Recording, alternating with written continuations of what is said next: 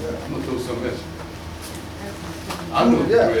Prove it. But I know that you're ready. See, I've already said it. I know if you're ready. Yeah. I know. Right. You know, if you don't hit nowhere around what I gave you, Yeah. you get nothing.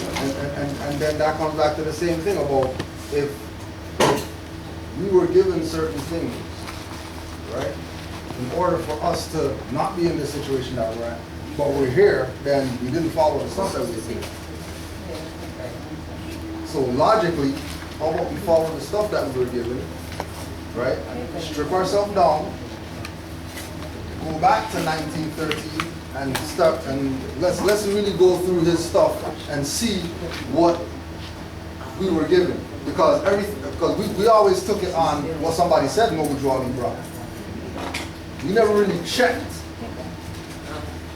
to know what it is that he brought. We just said, well, you know, hey, she's wearing a turban, he's wearing a fez, there with the prophet. But then when you go to his stuff and he's speaking contrary to what they're saying, then, you know what I mean? We have to, now where does our allegiance lie? And we have to have the courage to say, you know what? I ain't going back to those people anymore. You know what I mean? We're going to start talking up against those people who've been playing this game for so long. And we're going to start doing things the right way, the way things were supposed to be done. Because there is a clean-cut way that things are supposed to be done. And it all starts with know thyself. It starts there. So don't tell me about, processes and whatever else. But then when we say, do you know thyself? Oh yeah, I know comedic and all that stuff, right? Clearly you don't know yourself. Are you more? Yeah, I became a more when I nationalized it. Clearly you don't know yourself. Najee, you had and then Auntie has a... Yeah, I was just going to make a mention of the fact that because we're always talking about chasing fiat and wanting to bankrupt everybody, but we don't pay attention to what's really going on in front of us. Title 22, Chapter 2, Section 141, 142, 143. 142, I believe, is criminal, and then 43 is civil, or vice versa. But you look at that, we have the power to arraign, try, and sentence. Civil and criminal, right? So if the act is criminal, we've got the power to make charges, arraign, try, and sentence. Same thing with civil. So when you're dealing with these individuals, find out what the actual violation is and find out what the criminal penalty is, as well as the civil penalty. And attach a dollar amount to it that you feel is worthy, because you're the lawgiver at this point. File that as a suit. File a lien for that amount in small claims court and then move it up, because it's going to end up being more whatever the maximum is, and pursue that rather than trying to chase down Social Security. Right? Because you'll have more of a basis for a class action at the end of the day after 1-2 years, because you got violated, he got violated, she got violated, and it was in the same area. Now we have a pattern. Now we've got something on record to go to the United Nations with. We can't just go with having that one issue trying to get something from Social Security for himself. You got to do this for the nation, because this is nation building. Islam. But I wasn't going to say anything. I thought this SSN thing went over. But the truth of the matter is, the first thing you got to look at is, what is SSN? What is it? How did it come about? What is it for? And so a lot of people tie it to the birth certificate, correct, brother? The one that the brother is sitting here? No. They kind of tie it to the birth certificate, and then the SSN, correct? And that whole process, right? All right, well, first of all, the birth certificate is an instrument that proves human trafficking. Okay, you're not going to redeem jack from that, because really you know your mother created it. This is so important for us to understand and to stand under. Your mother did not establish, all right.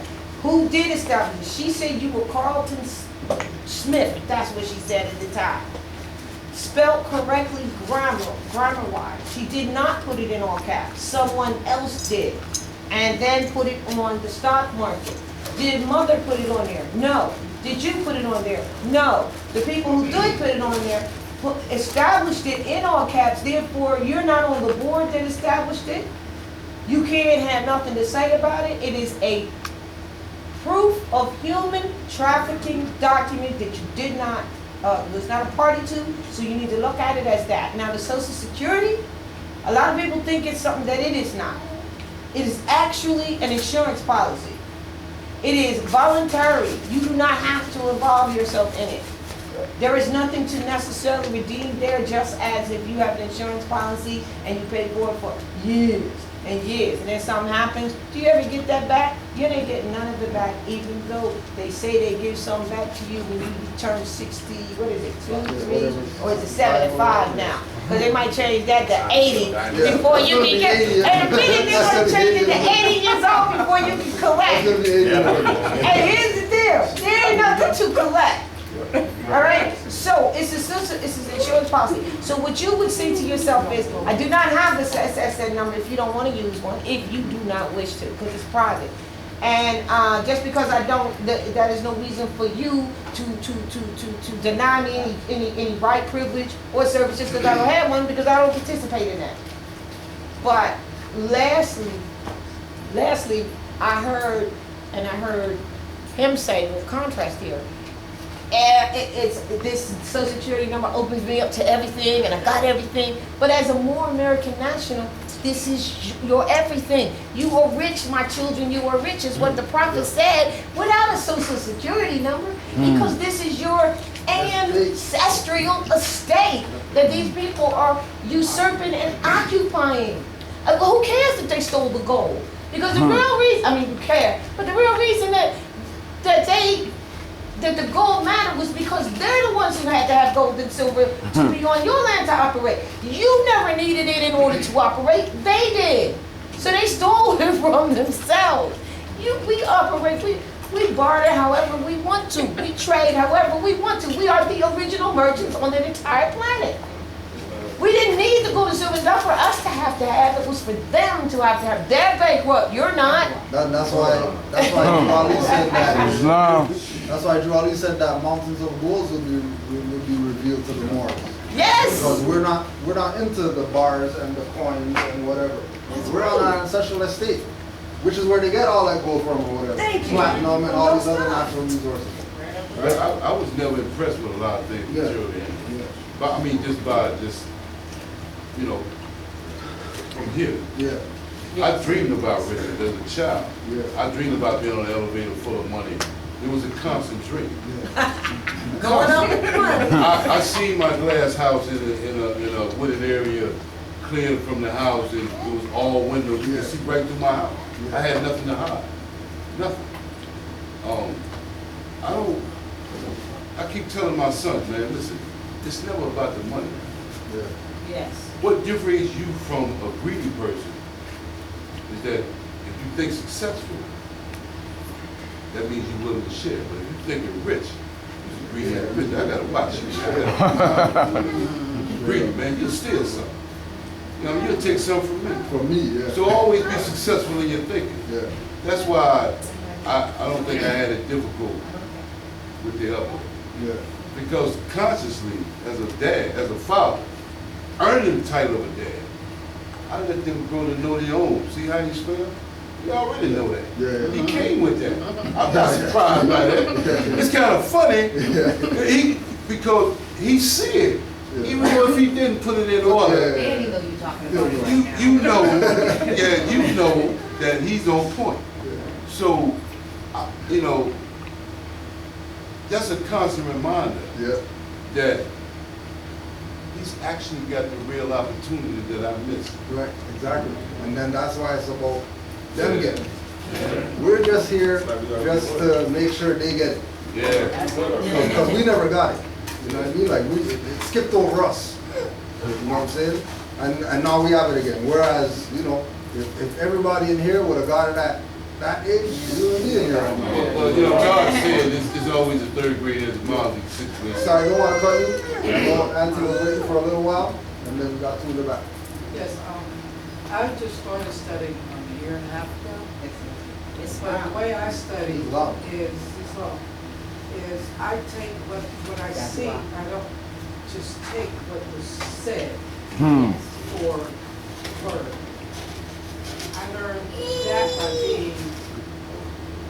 by not trusting the Christianity, the religion. That's why I don't do religion. Yeah. Because they tell you one thing and they tell you that's it. And then you study it, and you come back and ask them a question. Oh, no, you don't answer. No, you don't answer. You don't ask anything, yeah. So I studied by first Argue Bay, first time coming to Argue Bay. And I started studying, I started doing some of the tests.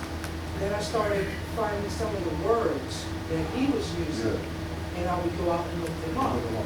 My daughter Energy showed me about Black's Law Dictionary, and I had one for years. Wow. For years. Hey, we just was talking about that this morning. I'm sorry, we just was talking about that. I was raised up on that, but I didn't use it as a more. That was in my mother's house with the Bible. Everybody, but I didn't use it as a more. It was used as a stand. Oh, okay. I never really know what I had. It was the fourth edition. The real deal. So, while I was studying, I noticed that the treaties of peace and freedom, friendship, peace and friendship, if you go down to the 13th Amendment, Constitution article, and the Constitution, it says it was only to be in place for 50 years. Right. So what happens after that 50 years? I can't find anything to show that it's been extended past that 50-year. Yeah, because they killed who was supposed to sign it. Lyndon B. Johnson. No, I think in the 1900s, I think, one of the Sultan's sons who was supposed to be successor got assassinated or killed or something like that. But it does say it's perpetual though. Yeah, It but it's does. perpetual, yeah. No, and it was re-signed in 1936 again. So it's been 30 years, No, it was signed exactly 50 years. In other words, when it said 50 years, what it actually meant was, what it really meant was that every 50 years, because it says it's perpetual.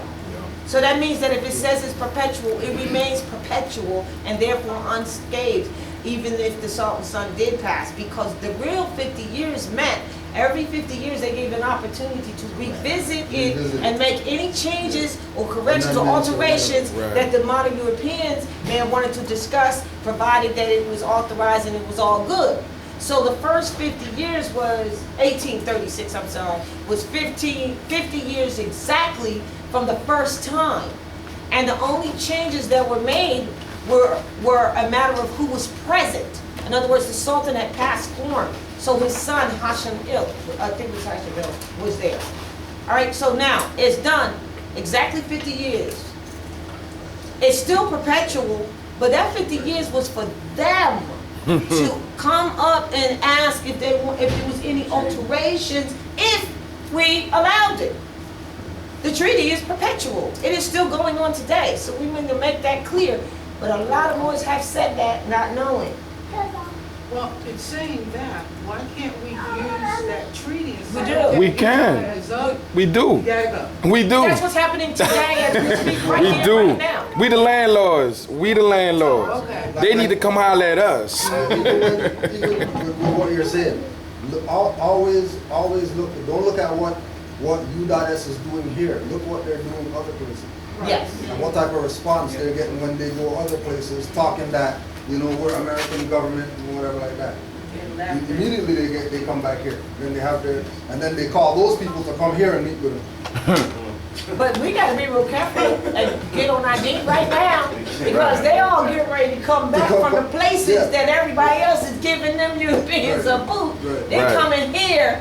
Let me tell you, especially Pittsburgh, after I saw what I see here, they're coming here to try to run over, because this is their last stands. That's why, Moors, you have got to wake up and declare your nationality and take yourself back into the constitutional fold of government and take your place amongst the affairs of man. If not, if you think it's bad now or has been bad while you sleeping, what'd you say, Cujo? You said they're gonna make permanent Negroes out of you in a minute. Permanently. Yeah. And then and look at what we're dealing with. Right? Yes. That when you look at the route, I know he gave about 1,000 flyers for here. 1,000 people ain't fitting here, but the flyers were given out, And then this is the response.